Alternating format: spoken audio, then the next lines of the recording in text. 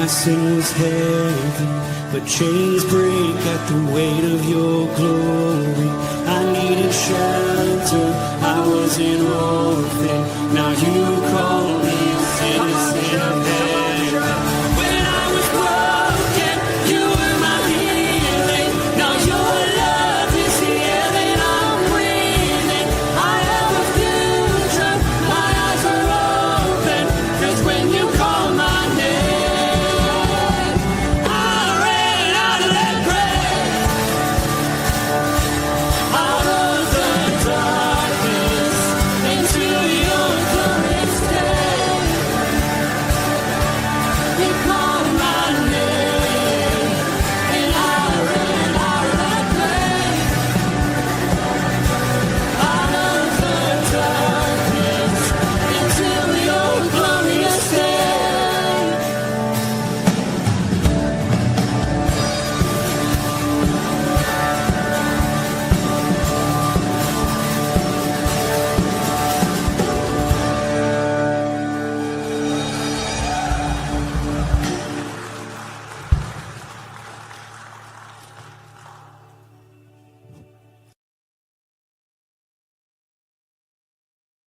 Good morning, everybody.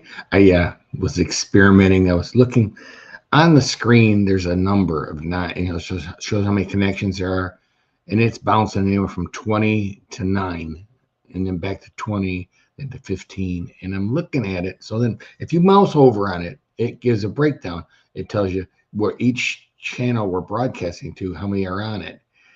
And at one point, it said Firmly Rooted Greendale's Facebook page had 8 people. And now it says Firmly Rooted Greendale's Facebook page has 0 people, but the number hasn't gone down. But they're, I'm suspecting that this may not be 100% correct, but it doesn't matter. We know we have people there, and we have, and I'm sure some are listening. Some might not comment, and some do. It's just part of who we are. Let's see who's here, right? Chuck Bees was here bright and early. Ken Gooch is here. And Bert Reggiani, Chris Conley, and AJ Jackson Sr. That's it. That's all that's commented. Of course, now according to this, we got 19 people on. So go figure. The internet, when you think you got it figured out, it kicks you in the mouth and says, you're not so smart. I kind of feel like Job. All right. Oh, see, look at that. There's another person just came in. Good morning, Jody. All right. So this morning we're talking, we moved from, we did 4 days in a row of 5 days of chapter 7. And today we're going to do all of chapter 8 in one devotion. And it reads like, wow, commas all over the place. I think I read through it like 6 times just so I didn't sound like a complete idiot when I was reading it. It to me, it doesn't flow. It's a challenge, but it's got a message, and of course we're translating from another language, and that's what happens sometimes. But I thought what I'll do today is I will read it, and then we'll go back and discuss it as a whole, because I just think it would be too stop and go-ish, and it is a short chapter. It's not, it's only 13 verses, so we'll get through this pretty quick. If you ever wonder how hard Tom works,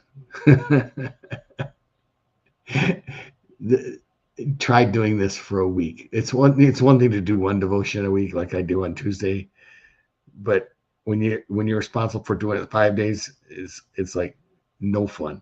It becomes a chore. Luckily, Matt Ryan is going to take Wednesday, Thursday, and Friday this week, and so all I will have is prayer today and Monday and tomorrow's devotion, and I'll be good. 1 Corinthians 8, 1 through 3. I think I have it here. Let me see if I can pull that up. Oh, and of course I didn't have it in the starting place because I was reading through it so many times. All right. Paul is talking to the church about food offered to idols. Now, concerning food offered to idols, we know that all of us possess knowledge. This knowledge puffs up, but love builds up. If anyone imagines that he knows something, he does not yet know as he ought to know. But if one loves God, he is known by God. Therefore, as to the eating of food offered to idols, we know that an idol has no real existence, and that there is no God but one. For although there may be many so-called gods in heaven or on earth, as indeed there are many gods, I know this is low. It's not capital G, which is indeed there are many gods and many lords. Yet for us, there's only one God,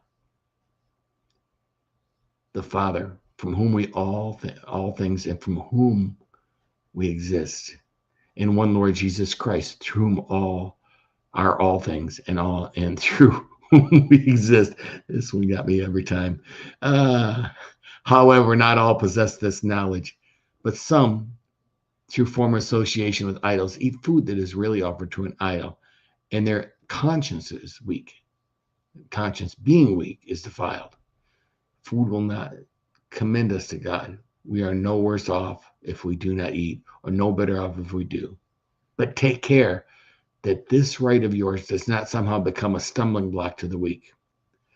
For if anyone sees you who have knowledge eating at idol's temple, will he not be encouraged if his conscience is weak to eat food offered to idols? And so by your knowledge, this weak person is destroyed, the brother from whom Christ died, thus sinning against your brothers and wounding their conscience when it's weak. You sin against Christ. Therefore, if food makes my brother stumble, I will never eat meat, lest I make my brother stumble.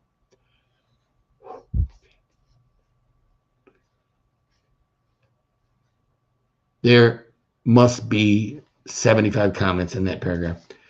Comments. Paul is addressing the church in Corinth. Some believers have had the correct theology that idols are nothing. I mean, but they're using their knowledge in a prideful way. Idols, we know that idols aren't real. There's only one God, and therefore eating meat sacrificed to idols is harmless. I love how he uses the term puffs up. He's talking about your attitude when you have knowledge. He's talking about, I liken it to the Genesis story. What caused Eve to finally give in to the serpent? It was the thought that she would have knowledge. It was the thought that she would be more important than she is now because she had knowledge. That was the final thing that broke the straw. That was the straw that she said she went from listening to God to love breaking. Knowledge can be used to make you feel superior. People with knowledge have a tendency to talk down to people. It created distance from others. The focus is on being right, not being loving. You ever seen somebody that argued every point and you felt, please? Knowledge without love can become dangerous. I think is what Paul's saying, especially in a church. Pharisees knew the law, didn't they? I mean, the Pharisees knew the law inside out. They practiced it perfectly. But Jesus called them whitewashed tombs. He called them blind guides, hypocrites. So that knowledge did nothing for them.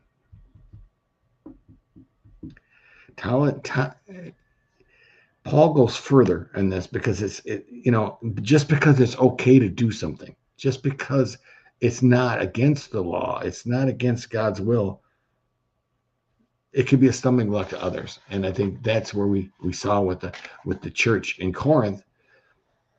there was pagans that were now Christians, and they're seeing something that they did in their church, sacrificing to animals, and it was confusing their theology. It was they were struggling to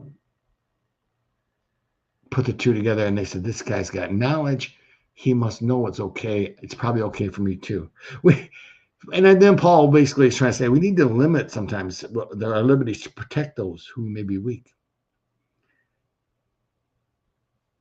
If they witness one doing something that they consider smart or knowledgeable, it may embolden them to do the same thing, even though it may cause them to stumble. The church today, I think we have a perfect example in drinking and alcohol consumption. Here's a culture that it's widely accepted. It's not against church law. It's not against any law, really. People drink. Some people can't drink. Some people struggle with alcohol mightily. And when you drink in front of that person, you could tempt them. Addiction doesn't always have a pretty face on it. We know that it can cause us to do things that we wouldn't do normally. How about our entertainment choices? What if there's something you're watching that could trigger or could cause pain to another person or temptation? Even though it's legal, it doesn't necessarily mean it's right. I think Paul's whole message here. Oh, well, here's another one. How about financial? You ever been out to eat with somebody that really can't afford it? And do you order the nicest food? Do you take a person that can't afford it to a nicer restaurant than they can afford? There's so many little things that we could do to tempt a brother. And Paul's telling us, please don't do that. He was willing to give up meat for a brother that's struggling. He's telling us it's more important to choose love over freedom. And I think if you can take anything from these scriptures today, that's what you should do. Be careful in what we do that we consider legal and okay, if we know it could cause our brother to stumble. I read something yesterday and I loved it, so I wrote it down. Knowledge says this is fine. Freedom says I can do this. Love says maybe I shouldn't if it becomes someone else's stumbling block. Our freedoms could cause a person to trip, right? So we know that. I just think that he's warning his church that, that the key to this is love. Way back when Adam and Eve did this, it was love that broke. The thirst for knowledge caused Eve to stumble. We could cause somebody else to stumble with our knowledge. So there's so much. I'm probably rambling now, and I just I leave myself bullet points, right? Just the little bullet points. And because I've read the stuff 20 times, and so then I leave myself bullet points, and I talk about the bullet points, and then sometimes I repeat the bullet points, and I think that's what I have done there. Have a firmly rooted day, everybody. I'm glad you. Oh wait, who showed up? I see Jody. Oh, Connie Sandbrink's here too. Good morning, Connie. And Jody Glenn. Hey, you guys, tomorrow, don't miss Connie Sandbrink doing prayer. I promise you it's good. And Jody Glenn, I think you do so great. Thank you, Jody. She's such a sweetheart. Charging Chat says, morning, y'all. And great word, brother. Thank you. All right. That's all I got. I'm glad you came. I'm glad we showed up. I'll see you tomorrow morning. I'll see you actually at 9 for prayer, and then tomorrow morning. All right. Have a firmly rooted day, everybody, and let someone see Jesus in you. Peace.